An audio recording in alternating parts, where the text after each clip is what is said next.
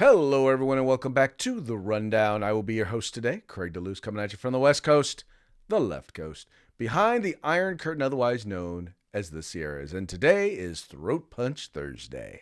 Guess what day it is? Guess what day it is? Who's ready? It's Throat Punch Thursday, bitch.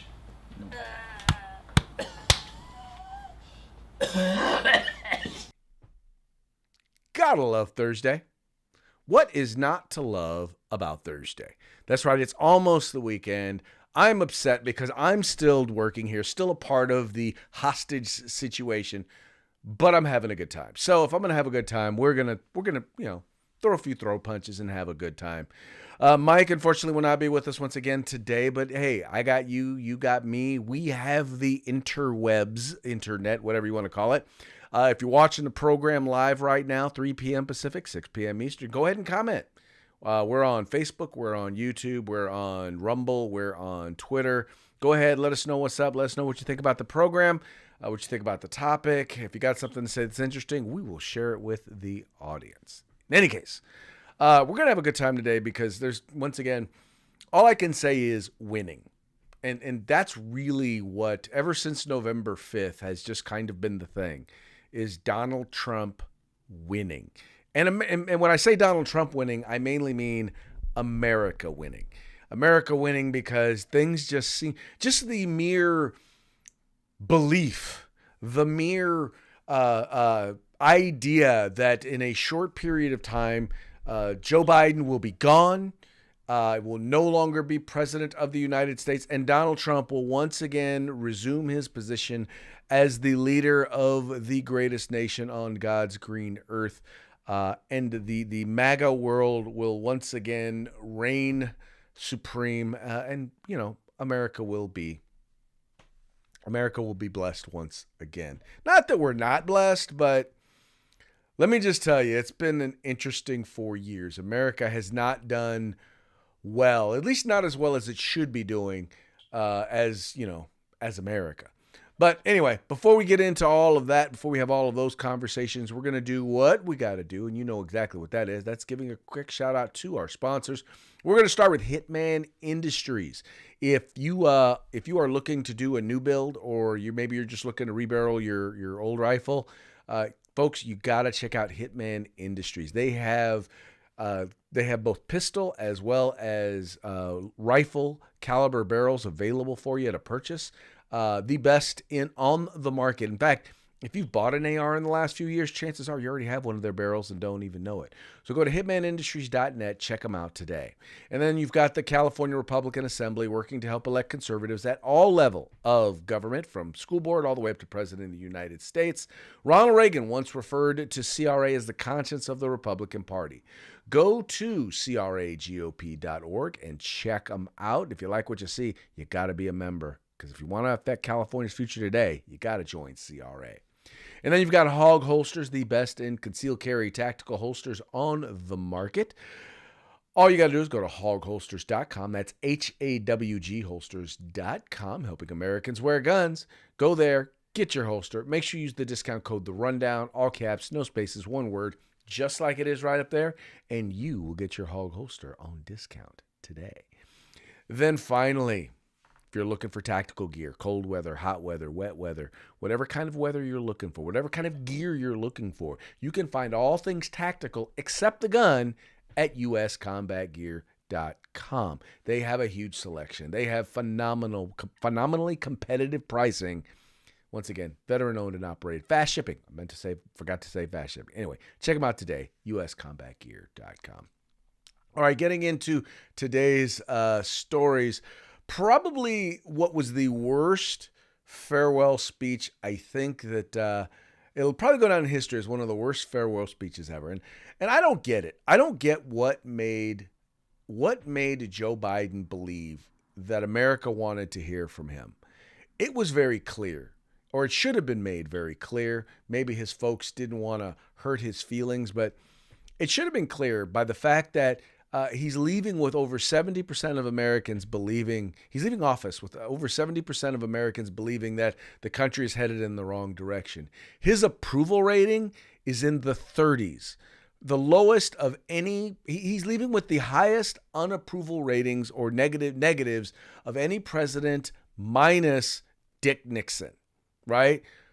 Richard Nixon is the only president that left office with worse polling numbers or worse rating numbers or worse approval numbers, however you want to put it, than Joe Biden. But for some reason, he still felt it necessary for him to come out and give us one final goodbye. Now, there are many things that were cringeworthy about this particular goodbye, whether it was, him rewriting the record as to exactly what he had done, completely lying and disparaging, what had happened in this country, basically telling all of us, you and I, that we ought not believe our lying eyes. Or maybe it was the warning that he gave us regarding the oligarchs, regarding the control of big money, of dark money, of a handful of oligarchs who are going to control our country. And it just seemed kind of, I don't know if it was ominous in terms of warning of Donald Trump. I think that's what he thought he was doing. But it really was kind of telling, he really didn't even realize that he was actually talking about himself. That's why my farewell address tonight, I want to warn the country of some things that give me great concern. And this is a dangerous and that's a dangerous concentration of power in the hands of a very few ultra-wealthy people. And the dangerous consequences if their abuse of power is left unchecked. Today, an oligarchy is taking shape in America of extreme wealth, power, and influence that literally threatens our entire democracy, our basic rights and freedoms, and a fair shot for everyone to get ahead. Now, understand that about a week ago, Joe Biden gave the Congressional Medal of Freedom, right? The highest medal honor you can bestow upon a civilian, to George Soros. For those of you who do not know who George Soros is, I'm wondering, where the hell have you been? What show have you been watching? Because you definitely have not been watching this program. You definitely have not been participating in or watching anything remotely conservative out there. Because if you did, you would know.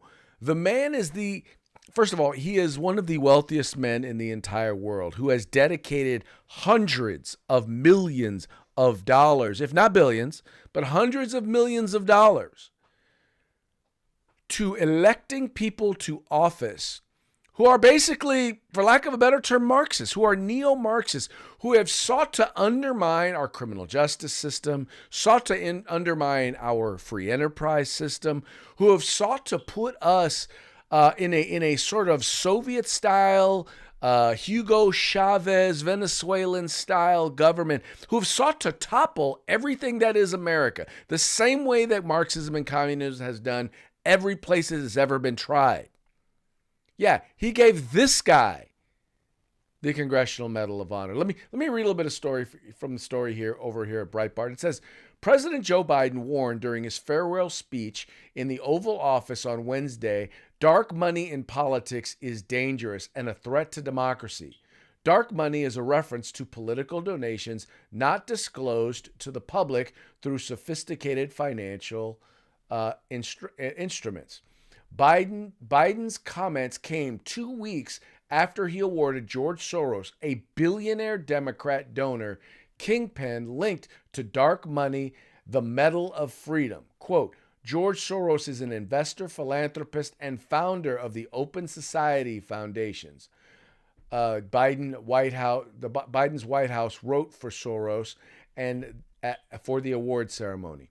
Through his network of foundations, partners, and projects in more than 120 countries, Soros has focused on global initiatives that strengthen democracy, no, human rights, no, education, and social justice, which anyone who knows anything about social justice knows it means it has nothing to do with justice. Anyway, millions of dark money contributions link back to Hungarian-born Soros, who quietly financed the soft-on-crime district attorneys, radical left candidates, and a host of Democrat initiatives. Now, it's amazing to me, and Democrats are always like this. It's amazing to me how they have absolutely no problem they have no problem with rich people being involved as long as they're contributing to them. And they don't really care about what the rich people do. I mean, Harvey Weinstein was a big Democrat donor. Nobody cared that he was, had his little casting couch thing going on and was forcing himself on women. Nobody cared that a guy named Ed Buck out in California, who was a big Democrat donor, was drugging gay black males and killing them. Nobody cared about that until he got caught. And then everyone wanted to ignore that he was a big money donor. You've got Big D Democrat P. Diddy, which no one wants to talk about, who pushed out GOTV, voter registration and GOTV campaigns for the Democratic Party. No one cared about any of that, right? No one cared about Mr. Bankman Fried, who was the biggest donor contributor to the Democrats in the 2020 election. Huge. No one cared that all of the money that he gave was stolen money. Nobody gave a hoot, right? But he got away with it. Nobody cares about all of these rich people. Nobody cared when they started looking at guys like Elon Musk. And by the way, when he talks about these tech oligarchs, you know who he's talking about, right? He's talking about Elon Musk, who until not too long ago was left of center, right? Who pretty much was just, look, I just want to run a business. And when he stood up and said, look, I'm not going to shut down my business when you don't give me any data or facts to show me that there's any sense behind it. He stood up to the neo-Marxists and then they decided they wanted to tear him down because he bought Twitter, and then he exposed that the Biden administration was going after media and social media companies and tech companies to get them to do their censoring for the government, for him. Didn't care about what Twitter was doing until it got exposed. Didn't care anything about, for example, Mark Zuckerberg. When Mark Zuckerberg funded $500 million for get out the vote in Democrat areas. Didn't care about it then. Didn't care about Mark Zuckerberg when he was censoring conservatives for the Biden administration. But now all of a sudden, Mark Zuckerberg is spilling the beans. Now he's talking about how people from the Biden administration called his folks, cussed at them, cursed at them, threatened his business, threatened investigations if they didn't censor Biden's political enemies. If they didn't censor people who wouldn't go along with the government narrative, who threatened them if they didn't take down posts that were facts or that were satirical or memes. Anything that did not fit. Nope. What about Jeff Bezos? Oh, well, when Jeff Bezos and the WAPO were writing all of these favorable articles and all of these favorable commentaries for the Biden administration for Democrats, didn't care. But the minute Jeff Bezos comes out and says, perhaps we shouldn't be putting our fingers on the scale. That's not the job of the media. Maybe we should be objective. All of a sudden now he's evil. He's evil. No one cared about it when he had the WAPO before, because he was on their side. Now all of a sudden oligarchs are bad and they are dangerous. Let's break it down here. First of all, understand there are way more millionaires and billionaires that support the Democratic Party than support the Republican Party. And when it comes to the shutting down of speech, when it comes to the censorship, when it comes to the their desire to increase control on the people, it's the left. It's the Democrats who are the ones who are seeking to take away people's rights, who are looking to take away people's freedoms, people's ability to succeed, people's ability to be treated fairly. And when I say fairly, here's what I mean. I don't mean equally. Fairly means you get what you deserve. It's called a meritocracy, right? That's what being fair is. If you earn it, you deserve it. That's it. That's what a meritocracy is. It says if you put forth the work, if you put forth the ingenuity and the ideas, it's yours. If you are the best and the brightest, you will succeed. Mind you, there's also a little bit of luck that goes with it, but I also happen to be someone who believes you create your own luck. But yeah, he's warning of the oligarchy and the control of government, the control of the people, the taking away of the democracy. By the way, let me just touch on that real quick. Democracy used to mean the people get to decide. That's not what democracy means when Democrats talk about it. Democracy is whatever they want. It's their ability to control we the people.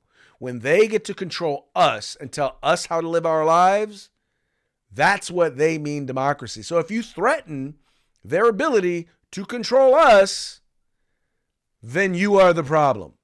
Then you are threatening democracy. So, yeah, no, I'm sorry, folks. I'm not buying into this stuff. You know, Joe, nobody wanted to hear from you. Nobody cared. When you are the person that is at the party that nobody wants there, the best thing for you to do is to silently slink out the door. Just go. We don't care. I don't care if you go away happy. I don't care if you go away mad. I just want you to go away. The American people just want you to go away. Not everybody is in love with Donald Trump. Not everybody believes in everything that Donald Trump says or does. Or there are a lot of people who don't even know if he's going to do a good job. But you know what? They know they don't like you. They know they want you gone. So how about you shut up? You grab your woman, and you slink out the back door and be gone. How about that? How about you do that for the American people? Because I can tell you, a lot of the American people feel like you're gone already. Yeah, a lot of American people feel like you're gone already. It's called the Trump effect, folks. And in the Trump effect, as a part of the Trump effect, things are just happening. Right? You've got the Gaza deal, right? You've got that going on. You've got the economy is already starting to pick up. Businesses are already recognizing, okay, if I was planning on trying to do some manufacturing or build stuff out of the United States, I better rethink that and think about how do I retool my business to manufacture it in the United States, right? You've already got people who are gearing up and they're ready to hire, right? You've already got local municipalities. You got politicians on the right and the left, Republicans and Democrats who are saying, you know what, we need to start enforcing the law again. Yeah, we need to start enforcing the law. These criminals need to be put in jail. Once again, this is all the Trump effect. Even on the border, you have reports of the border of border agents who now somehow by some miracle the border agents seem to have got their mojo back. That's right. This is being reported by the New York Post. It says border agents getting their mojo back as migrant crossings into U.S. slow to a crawl ahead of Trump inaugurations. President-elect Donald Trump hasn't even been sworn in yet, but his promises of an immediate border crackdown are already stoking fear among migrants who have started thinking twice before illegally entering the U.S. The recent deluge of illegal crossings, which under President Biden's border czar, Vice President Kamala Harris, soared to around 8 million, we know it's over 10, has slowed to a trickle dating back to the presidential election officials spanning the U.S.-Mexico border, told the Post. And they don't think the timing is a coincidence. Quote, "It's been very slow," said one Border Patrol source, with another noting that since November, foot traffic has seemed to start slowing slowly repair itself, following a nearly 4-year free-for-all at the southern border. Now we are just waiting for the go-ahead to return to what our job is, which is protecting U.S. citizens from bad people, he said. These are folks that are working our southern border. Now, think about this. If he is saying that they're going to get to return to what their job is, and that is protecting the U.S. citizens from bad people, let me ask you something. What have they been doing for the last 4 years? I can tell you what they've been doing for the last 4 years. They have been acting as gophers for those who've entered our country illegally. They have been acting as taxi drivers for those who have entered our country illegally. They have been acting as de facto travel agents as they get their information, put it into a system, and then send them along their way into these United States. As Joe Biden basically just said, yeah, go on in. He refused to allow them to do their job. And for those who keep saying, well, Biden had the bill, and in his bill, he was going to have more agents so they could enforce the border. No, that's not what that bill said. It was so that they could have more people to process people to just send them on into the United States. It wasn't so that they could enforce our border. It was so that they could put in an express lane for the illegal immigrants. That was the goal. That's what they wanted to do. Because in the end, he wanted an open southern border. But like it says right here, the Trump effect, ladies and gentlemen, he's getting his mojo back, or they're getting their mojo back. America is getting its mojo back. All of a sudden, according to the government, you're not racist just because you're white. Oh, you don't think that's the case? Well, according to sources over at the FBI, that's right, the Federal Bureau of Investigation, some of those, that may not necessarily be the case anymore. Those programs may be dead. That's right. DEI office at the FBI was closed in December. Now, to be clear, they're still under President Biden. Why would you close the DEI office unless it was something that, some people knew needed to be closed anyway? That's right. This is being reported by the folks over at Fox News. And this is actually a quote-unquote Fox News exclusive. FBI closed DEI office in December, agency says. President-elect Trump will take office on Monday. It says here, this says, exclusive. The FBI has closed its DEI office, Fox News can confirm. In recent weeks, the FBI took steps to close the Office of Diversity and Inclusion, ODI, effective by December 2024, the agency told Fox News Digital on Thursday. The agency didn't specify why it had closed the office, although many Republicans have been critical of it prioritizing diversity, equity, and inclusion, saying that had overshadowed national security. Early this month, Republican Senator Marsha Blackburn sent a letter to FBI Director Christopher Wray claiming that radical DEI practices had endangered Americans following the New Year's Day terrorist attack in New Orleans.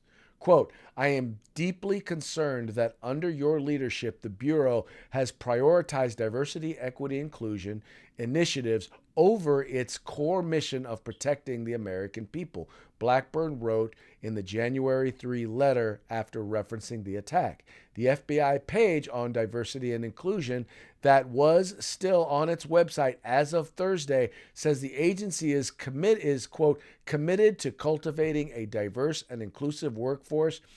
In 2015, the FBI added diversity as one of the organization's core values. Now, there are so many different things that I have to say about this. Once again, all I have to say, I'll say this, Trump effect. Can anyone say Trump effect? Because that's exactly what's going on here, folks. This is, in fact, the Trump effect in full effect going on right here. And that's a good thing. That is a very good thing that is happening. People are waking up to the reality. And I want to call it, it is the Trump effect, but it's really the message that the people sent through the election of Donald Trump. All right? It's the message that the people sent. So when Donald Trump says, look, when they were coming after me, they were really coming after you, the people believed him. The people believed him. I will say this. I am a believer in diversity. When I say believer in diversity, I mean this. I mean, it's important to remove artificial barriers that keep people from underrepresented populations from being able to fairly compete. I fully and wholly believe in that. And I think most Americans do. People want to be able to compete on a level playing field. And historically, that has not been the case. But I find it hard to believe that we are not in a time where most of that has gone by the wayside. Right? I'm not saying that there's not still some remnants of it that need to be dealt with, but when I say the things that need to be dealt with, it's less about race and it's more about underlying issues or underlying areas, things that are going on that tend to be more prevalent with different groups that need to be addressed. Right? It's more that than anything else. I always use the example of single parent. If you want to look at one of the best indicators as to whether or not someone's going to wind up, doing well or doing not, it's were they raised in a single parent household? Odds are, if you were raised in a single parent household, I'm not saying that everybody raised in a single parent household ain't going to do well, but odds are greater that you won't. If you're raised in a two-parent household, odds are you'll do better. All the data shows that. Every socioeconomic statistic, every academic statistic says it, points it out, plain as day, right? And if you want to know why why in the black community we have such a hard problem, why we're not succeeding the way that we could, look at the fact that 70% of black children are raised in single-parent households. Right? Now, is the issue because they're black? No. It's because they're starting off life with a disadvantage. And that doesn't matter. That disadvantage doesn't matter if you are black, if you are white, if you are Latino, if you are Asian. It's still a disadvantage. Anyway, so dealing with those underlying issues, right? If you're born in an urban community, if you're born low income in an urban community, chances are you're going to have a poor quality of education. Is it because you're black or you're brown? No, it's because you're growing up in a poor community that has poor schools. Deal with the quality of the schools. I mean, all of this is all stuff that needs to be dealt with that has very little to do with race, at least anymore. Maybe it did in the past, but now it's important to understand that it's not causative. A doesn't cause B. Your race doesn't cause these negative things. It's correlative, but not causative. So find the cause so that we can fix the negative effect. That's how you provide real inclusion. That's how you create opportunities for diversity by, once again, removing those artificial barriers. Now, the problem is that takes a lot more work, right? It takes a lot more work. It takes some real policy solutions, and it takes hard work of everybody in society, not just the government, but of the individuals, of people, of teachers, of business owners, of community folks. And most of those changes are going to happen at the local level, not at the federal level. The best thing that the federal government can do is just get out of people's way. I'm telling you, I'm not saying, I'm just saying. So yes, I'm glad to see DEI go away, because DEI, the programs that they implement, are some of the most racist, non-inclusive or exclusive, divisive programs I've ever seen. And all they were successful in was enriching race pimps. That's all it was good for, was creating anger, strife, and enriching race pimps. That was it. So I'm glad to see DEI programs go so that we can actually have some real diversity, equity, and inclusion. And by the way, Equity means, at least I can tell you in the educational sense, they talk about equity as with students, giving a student what they need in order to succeed, not lowering the bar so that they can be successful or putting them at the front of the line so that they can claim success.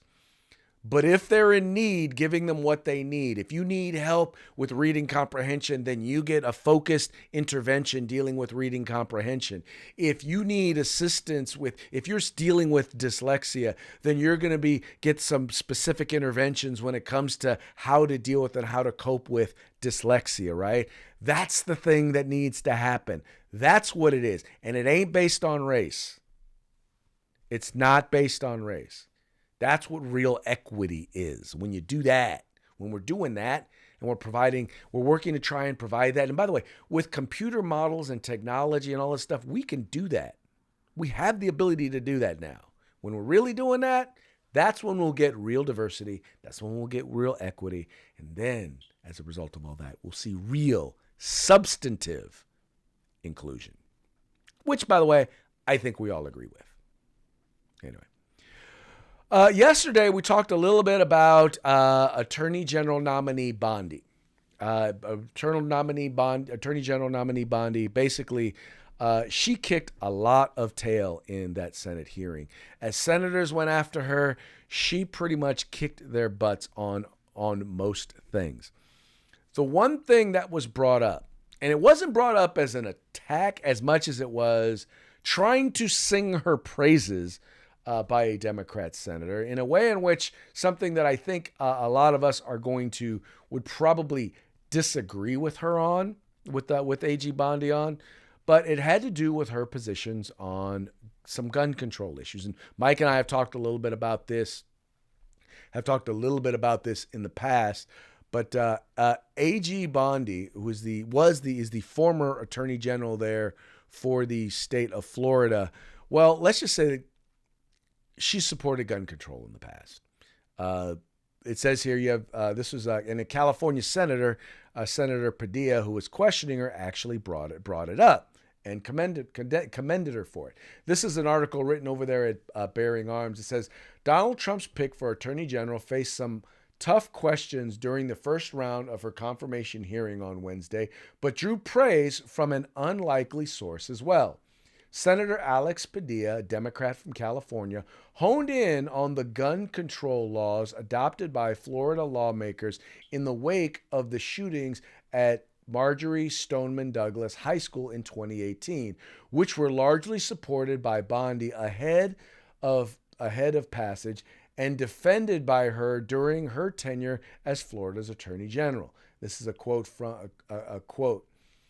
It says, in the wake of the Parkland shooting in 2018, you expressed support for certain gun control measures in Florida, including raising the minimum age for firearm purchases and implementing red flag laws, which I agree with and support, Padilla said. They are proven to make a difference and to save lives. How would you use the position of Attorney General to advance these common sense gun safety policies on a national level? He referenced a controversial law passed in the wake of Marjorie Stoneman Douglas High School mass shooting, which resulted in the deaths of 17 people. After the tragedy, I want to make sure to say that Republican Governor Rick Scott signed gun control package, raising the purchasing age for assault rifles to 21 and instating red flag laws that allowed for individuals' guns to be seized temporarily if courts decide they pose a threat to others. And then the article goes on here. Bondi tried to thread the needle in her response to Padilla, declaring she's always been pro-Second Amendment, but would always meet with Padilla and presumably other lawmakers as well to review any legislation they have in mind. Now, I want to say this, and I've given Mike a lot of crap about this. I give him crap because I think it's important to understand that just because someone has been wrong in the past doesn't